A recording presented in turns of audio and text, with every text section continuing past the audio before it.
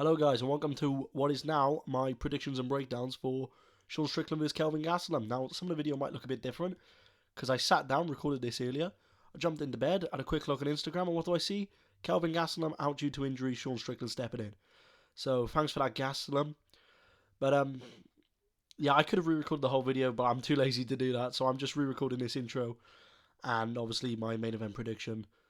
So yeah, without further ado, let's jump into my predictions and breakdowns for what is now Sean Strickland versus Nassourdine Imamov. So our first fight of the year is a women's fight, so it could go either way, anything could happen, but it is Priscilla Cachoeira taking on Sayara Eubanks, and I'm going to go with Priscilla Cachoeira. She's 12-4, where Sayara Eubanks is 7-7. Now, she does have a few wins over a few notable people, but 7-7 doesn't really inspire confidence in me predicting you to win a fight, but I mean, it is women's MMA, so anything could happen. But yeah, I'm just going to go with Priscilla Cachoeira. She's the better fighter on paper. She should be winning this fight. She should be making her way up the division. I'm not sure if she's ranked or where she is ranked, if she is ranked, but Sayara Eubank, I feel like she doesn't have any passion for her career. She's 7-7. Sometimes she puts in a performance, sometimes she doesn't. And a lot of the time she pulls out of fights and she has weight issues, so I mean, she might not even make weight, or she could struggle to make the weight. We don't know yet, because obviously the fight's taking place on Saturday. We won't know till Friday, but providing she does make the weight, I'm still going to say Priscilla Cachoeira getting this one done by a decision. Our next fight of the year sees Jimmy Flick taking on Charles Johnson, and originally I was going to go with Jimmy Flick, because Charles Johnson got absolutely dominated by Makayev, and then he did rob Zhalgas Imagulov, but to have a close fight with Zhalgas, you have to be somewhat good. And also, I did a bit more research into this. Not only has the odds gone up for Charles Johnson from him being a small favourite to him being a very heavy favourite, so obviously James Krause has done something dodgy from his jail cell. I had a look at Jimmy Flick's record, and I thought, I haven't heard of his name in a while. And then I realised he retired and then unretired. So he hasn't fought since 2020. He went into retirement, and now he's unretiring. That's not a good look for me. I think Charles Johnson, he is somewhat good. He's good enough to be in the UFC. Obviously, he had a very hard fight with Mohamed Makayev in his debut, and then he robbed Zhalgas Imagulov. But, there we are. The judges, they've been dodgy for a while. But yeah, I just think Jimmy Flick retiring and retiring, not a good look. And with the odds going a very heavy favourite, obviously James Krause has got his fingers on the odds somehow. So I'm going to go with Charles Johnson, and I'm going to go with a decision. Moving on up the card, we see Daniel Argueta taking on Isaac Dalgarian. And originally I was going to go with Dalgarian, and my thinking behind this was, it's his UFC debut, he's 5-0, and he's facing Argueta, who, not including the Ultimate Fighter, is coming off his first loss. But then I did a bit more investigating, and I thought, Argueta, he's only beat one guy with a positive record. I think that was his last fight, 7-3 the guy was. So I was thinking, fair play. But then I had a look at everyone else. They either had negative records. I believe I've seen a 3-6. And I might have even seen worse than that. And one was 1-1. I thought, okay, that's not exactly inspiring confidence. And Argueta, he did lose before in the Ultimate Fight. Obviously, it doesn't count towards his record. But even though it was his first loss on his record, his last fight wasn't his first loss. So we know he can come back from a loss. And obviously, he come back from that loss on the Ultimate Fighter to fight his way into the UFC. And he's beaten guys that are 12-1. I think maybe only one guy had a close record. And it was something like 12-6, 12-7, which, okay, it's not great, but it's also not as bad as what Isaac Dalgarian has faced. Obviously, 3-6 and that. So ultimately, I've changed my prediction. I'm going to go with Argueta. I may live to regret this, but I believe Argueta is going to get the dub. Moving on up the card, we see Alan Nascimento taking on Carlos Hernandez. And I think Alan Nascimento is a lock for this fight. He could even be lock of the card. He beat Jake Hadley by unanimous decision. And as we know, Jake Hadley's a good fighter. He's 9-1 and his only loss is to Nascimento. And Hernandez is just too scrappy. He makes his fights too close for me.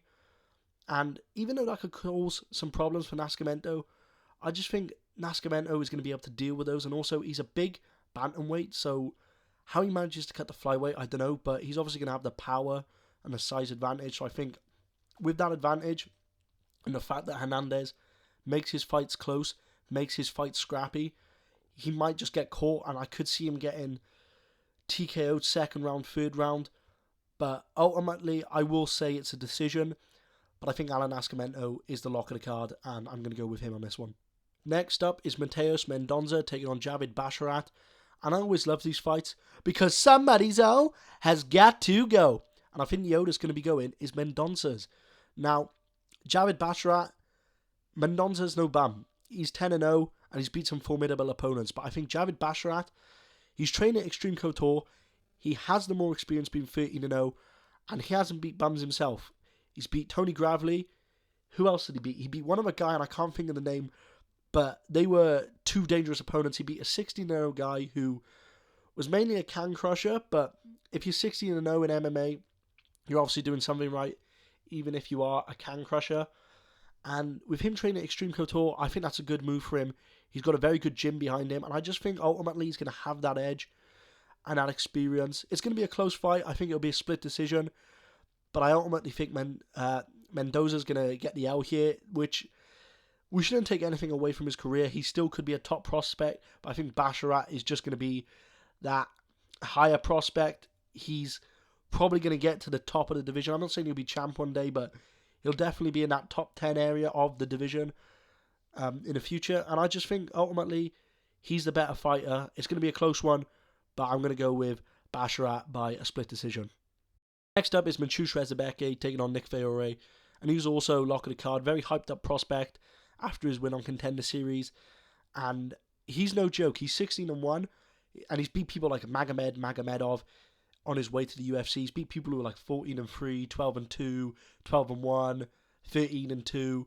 So he's not fighting bums. Whereas Nick Fiore, he's 6-0, and you may think that's an impressive record, but he's fought mainly bums. I think only one guy had a positive record of like 7-4, and he's beat people like Jay Ellis who are like 15-105. Maybe even lower wins than 15. He's beaten him twice. Jay Ellis gets paid to lose to people. He should not be considered a real fighter. If you've got a win, let alone 2 wins over Jay Ellis, man, something dodgy's gone on there. So, yeah, Rezabeke, I think he's locking the card. If Nick Fiore pulls off an upset, I mean, fair play to him. But I think Rezabeke is going to steamroll him, if I'm honest. I think he doesn't fight bums. Nick Fiore does, and he's no joke, Rezabeke. And I just think it's too big of a step up for Fiore on his debut. So therefore, I'm going to go with Rezabeke, and I'm going to go with a first-round knockout, or TKO. Up is Abdul Rahan Akrazan taking on Claudio Ribeiro. And originally, I was going to go with Claudio Ribeiro. But once again, I looked at the people he's beat. It's just not convincing. It's 0-2. He was in a close fight with someone who was 25-21, and he only won because the other guy gassed. And that's not inspiring confidence in me. And Al-Massan is always dangerous. He's always down for a scrap. And he's like the older guy, the veteran of the division, who, on your way up, you're going to run into him. And I know he's lost to people like Joaquin Buckley, who's always losing, but, you know, Joaquin Buckley, as I've explained before, Joaquin Buckley's one of those fighters where sometimes you get a good performance, sometimes you don't. So, take that how you will, but ultimately I'm going to go with Al-Hassan getting a win by decision, because the people Claudio has beat, even though he's 13-2, I'm just not comfortable and confident enough in predicting him getting a win here. Next up is Umar Nurmagomedov taking on Rainy Barcelos. And even though Barcelos is no joke, I am going to have to go with the undefeated Umar Nurmagomedov here. He's got great wrestling, and he always looks for a submission, and he's got good enough striking to hold his own. And ultimately, I think it's only a matter of time before he becomes a proper threat in the bantamweight division. You know, that's a story for another time about who he has a chance with against in the bantamweight division, but he's certainly an exciting prospect. Obviously, the name Nurmagomedov holds a lot of weight, but ultimately, I think he gets the job done here, and I think it's only a matter of time before he breaks into that top 10. By the way, I did forget to say, but I believe Umar Nurmagomedov does get it done by decision. Next up is our next women's fight, and our last women's fight of the card, Caitlin Vieira versus Raquel Pennington. And I'm going to go with Caitlin Vieira on this. Now, I know Raquel Pennington does have wins over people like Macy Chiasson and Aspen Ladd, but Caitlin Vieira is on paper the better fighter. She should be winning this. And I think Caitlin Vieira's more hungry at this point in her career. Raquel Pennington, she's 14-8. And even with those wins, she's lost to people like Holly Holm, who Caitlin Vieira just beat. And I know they were two different Holly Holmes, but also, and MMA math doesn't work, but also it is, she's beat Holly Holm and Pennington lost. And I just think Pennington doesn't have that hunger she used to anymore. And with Caitlin Vieira being third, that when you're top 3 of the women's division, you're more or less better than anyone, because as we know, the lower rank, like the rankings in the women's division, unless you actually stand out, it doesn't really mean anything. Anyone can beat anyone. But I'm going to go with Caitlin Vieira by decision on this one. I think I'm pretty confident in saying that could be a lock as well. But you never know with the women's fights. But Caitlin Vieira, 14-2, I think she gets this one done by decision. Moving on up the card, we have Pinelli Soriano taking on Roman Kopylov. And originally I was going to go with Kopylov, but now I'm going with Soriano because Kopylov, he does what a lot of fighters can get away with in the lower divisions, such as Cheeto, for example, where they take their time getting their reads, figuring out their opponents, and then they execute a game plan and they normally get the win. But in the higher divisions, it doesn't work as well. And Soriano, I don't think he's going to fall for that trick. I think he's going to be too powerful and too quick. So when Kopylov, for example, is trying to make those reads in round 1 like he normally does and take advantage in round 2 and 3, I think Soriano's going to do enough to win round 1 at least. And he's going to do that damage in round 1. And if he doesn't get the finish in round 1, he'll get it in round 2 because Kopylov gets hit a lot.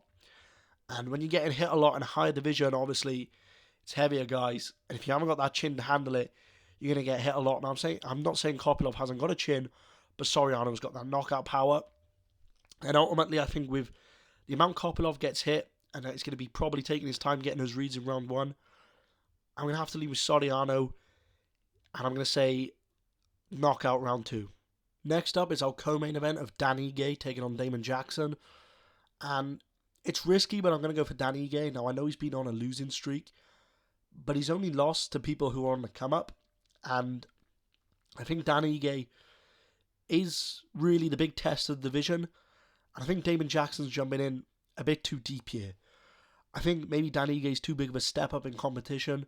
I know a lot of people look at Ige's record and just think, oh, he's some bum now, but he's still ranked, he's still dangerous, he always has been dangerous, and it's risky, but I'm trusting him to get it done over Damon Jackson. You never know with Dan Ige. But like I said, he's only lost to people who are on the come up, so it's a good test for Damon Jackson. If he does get past Dan Ige, obviously we'll see him in the top end of the division, but I just think Dan Ige's too much for him at this time, and ultimately I'm going to go with a Dan Ige decision. But that could backfire on me. We'll find out Saturday. So now we move into our new main event, which is Sean Strickland versus Nassourdine Imamov. And I believe Sean Strickland has become the first guy to end the calendar year in the main event and start the new calendar year in the main event. Obviously, he went against Cannonier at the end of last year in what some people see as a controversial decision. So this is a tough one to predict for me because obviously Nassourdine Imamov has trained for Kelvin Gastelum, and Kelvin Gastelum is a complete different fight to Sean Strickland.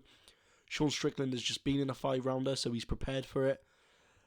But this fight is now contested at 205, which both men are middleweight fighters. And I really don't know what to think about this one. Originally, I did have Nassourdine Imamov by 3rd round submission over Gastelum, but the thing is now with Sean Strickland as well, he fought a few weeks ago, and we know he's a crazy guy. He loves to spar, so he's probably jumped straight back in there sparring. And okay, he's not been training for a fight, but he fought 4 weeks ago, if that. So, yeah, he's probably ready for a fight. And I don't know, Sean Strickland, I'm really stuck on this one. Sean Strickland's a completely different fight to Kelvin Gastelum. But Nassourdine Imamov has been training for Kelvin Gastelum, who is primarily a wrestler, but he does like to strike. But he's been training for a shorter guy. Sean Strickland obviously will walk him down rather than wait for him to come to him. And he's much taller and he has the reach. So No, ultimate. I think I'm gonna go with Sean Strickland by decision here, guys. I'm gonna take the risk. Sean Strickland by decision. So anyway, guys, that was my predictions and breakdowns of. Still mental to say this, but what is now Strickland versus Imamov. Hopefully the channel grows this year. I'm really looking to experiment and pump out more content. Obviously, I started last year for the 281 card, so I didn't really have the full year. But this year, I'm really going to be committed. I'm going to be covering every event, maybe even some non-UFC events. This week, we're going to break down Imamov and Buckley. And I'll probably break down Strickland vs. Cannonier because that was Strickland's last fight, and I was going to do that anyway. So, yeah, honestly, thank you for the support going into this year. 21 subscribers, that feels mental to say, even though I've only had the channel 2 months. And, yeah, I can't wait to see where we go in 2023. Lots of content coming, especially next week with the UFC 283 card. And, yeah, I'm going to be fantasy booking some cards that have either been announced but haven't been filled, or some cards we might get. But yeah, protect yourself all times, and I'll see you in the next one.